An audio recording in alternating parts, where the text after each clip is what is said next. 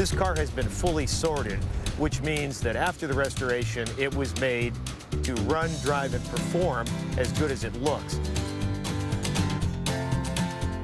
I'm George Lyons from Contemporary Motor Car in Erie, Pennsylvania.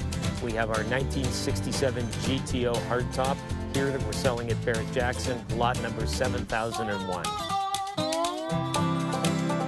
People want that today. They want to go to the car cruise, they want to go on a touring event or whatever, and have the car be safe and reliable, and this car will meet those needs. It's a very interesting 67 GTO in that it's extremely highly optioned, almost like a luxury car from the day instead of a performance car.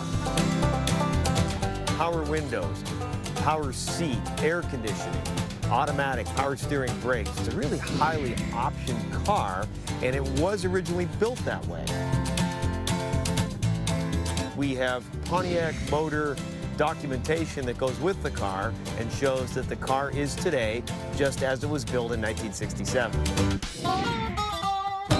We promised the on-time with Bridgestone car, and we delivered. A 1967 Pontiac GTO rolling across the block.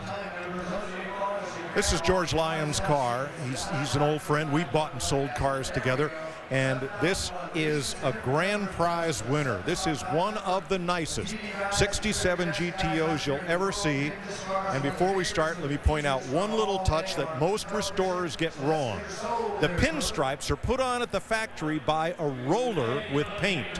And the roller is lifted just before the door seam and then put back on. So this treatment with the gap in the stripes is absolutely correct, and these days seldom seen. This car, a moment ago, we saw the 389 with the tri-power. Well, this is the 400 with the single four-barrel. For 1967, the triple carbs were discontinued to be replaced by the Quadrajet, which is a four-barrel with spread bore. But there it is, it's the 400. A bit different from the 389. These are four-bolt mains, and every bit as much power. Better cylinder heads here, bigger valves. So it was not a step backwards to lose the tri-power. AM/FM radio was a $133 option, and for another $128, you got the 8-track tape player. It sits right there below the radio, above the center console. We are now 10 times the original price of this car. It was $4,700 out the door in Gastonia, North Carolina in 1967.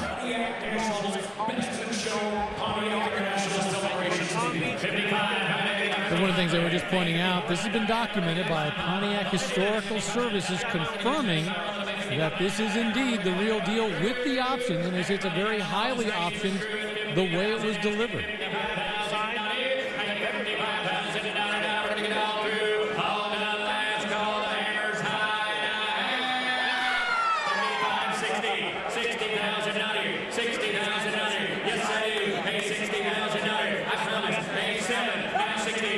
I don't think we're done. I remember Pontiac using this color scheme, gold with the black top, in their advertising in the day. I seriously thought we'd be way above this. I think someone's about to get a deal. Maybe you spoke too soon. It's slowly but surely creeping up there. It stalled at 50,000. Now we're up to 62. Something here, the devil's in the details. This car here shows the correct resonator on the exhaust system. Most guys just put duals. That's the right exhaust tube. That's the difference between a 100-point car and a 95-point car. Thank you, George. $63,000 for that 1967 Pontiac GTO, documented by Pontiac Historical Services. All right, the next car up on the block.